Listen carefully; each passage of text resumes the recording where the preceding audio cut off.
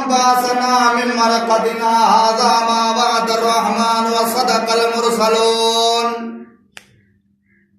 قرآن تو فرمائے کیا مجھے مانو قبرن ماتو نہ بیا چمدا پیاسا سا ویل تھیو کہ ایسا کے قبرن میں آتھاریو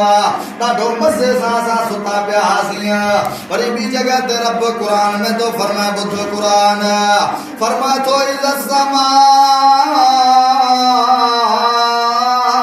فطرت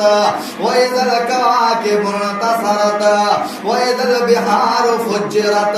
وإذا القبور بعثرت قیامت جوڑیاں تھینو ایڈو تا خوفناک منظر جو اے سنو آسمان جے کو سانگے تو نظر اچے یو بھی پرزا تھینو جے آسمان جی رب تعریف نے قرآن میں کیا بدھ قرآن رب فرمایو الذی خلق سبع سماوات طباقا ما ترى في خلق الرحمن من تفاوت فرجع البصر هل ترى من فطور مجھے رب قرآن نازل کیا مجھے محبوب نبی دنیا جے انسانن کے بدھا ماں رب جی تخلیق میں عیب کڑی دکھارن کو بھی دنیا میں مائی جو لال نہ ہے جو ماں رب جی پیدا کر شاہ میں عیب کڑی دکھارے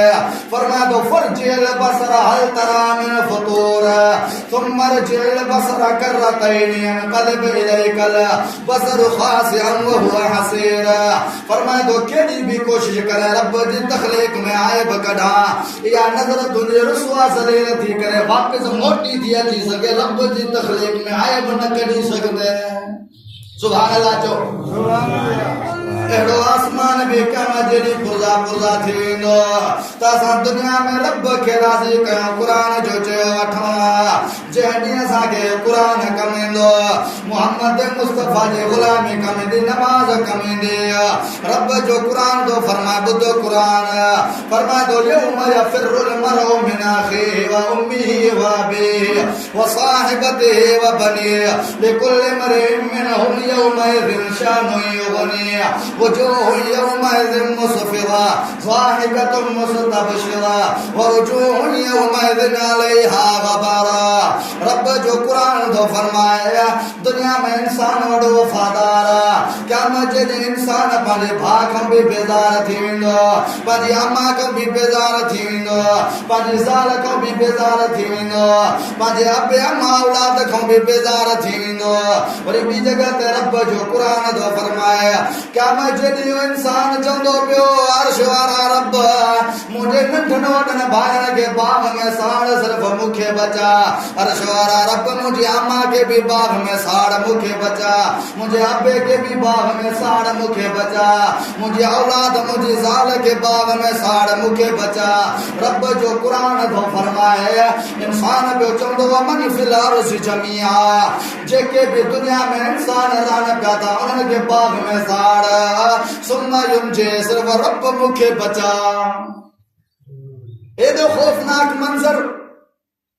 اڑے بھی جلے ایسا دنیا میں تیاری کرے وٹھاؤں جو رب دو فرمائے فلا انصاب بینہما جیڑی رشتہ داری بے کم نہیں دیا ہکڑے گناہ جے متو چار گواہ بٹھا ہوندا رب جو قرآن دو فرمائے مان تو چوا فرمائے تو وفضل الکتاب فتر المجرمین مشفقین مما فیہ ویقولون یا ویلتنا ما لہذا الکتاب لا یغادر صغیرتا ولا کبیرا رب جو قرآن دو فرمائے کم جڑی پیرو گواہ سانجے گناہ جے متو نام اعمال ہوندو یہ جو گناہ گارن کے نام اعمال ملندو رب جو قرآن دو فرمائے گناہ گار روئندہ رڑیوں داؤں پیا کندا یا ویلتنا ما لہذا الکتاب لا یغادر صغیرتا ولا کبیرا کیڑی کتاب جے اساں جو ننڈو گناہ چھڈیو نہ وڈو گناہ چھڈیو جکو مخلوق جے آڈو کیو سی او تے لکھیو پیو پر جکو مخلوق کو نکی چھپیو کیو سی او بھی لکھیو پیو سبحان اللہ آئین نام اعمال کھبے ہاتھ میں انہیں کے ملندو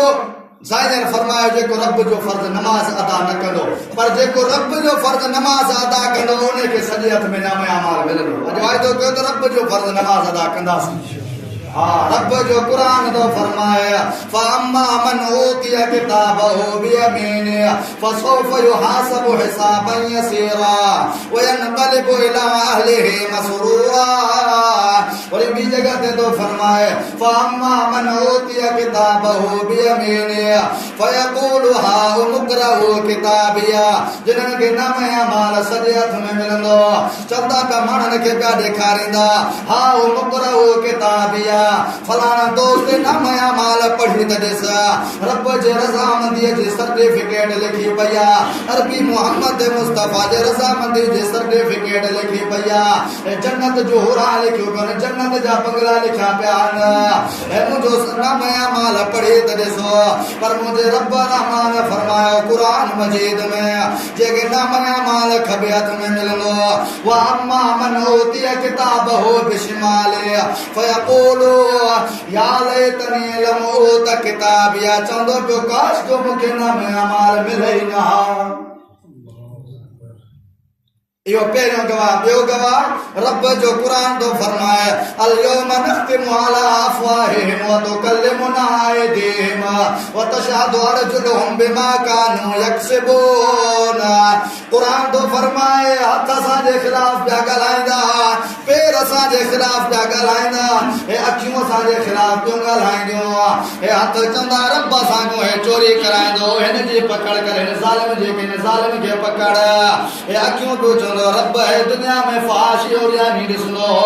है दुनिया में टीवी ॾिसंदो गैर महरम औरतन खे ॾिसंदो हिन जी पकड़ कर।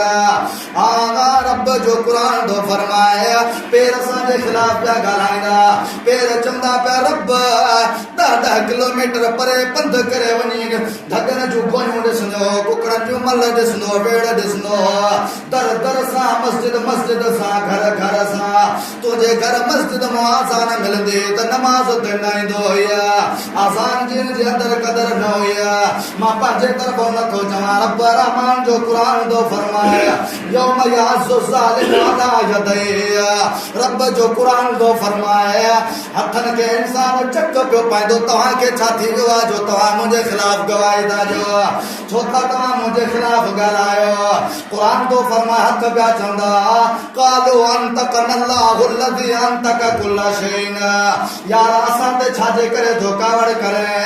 असां खां उहो रब थो ॻाल्हाए जेको हर शइ खां ॻाल्हाइण जी ताक़त थो रखे।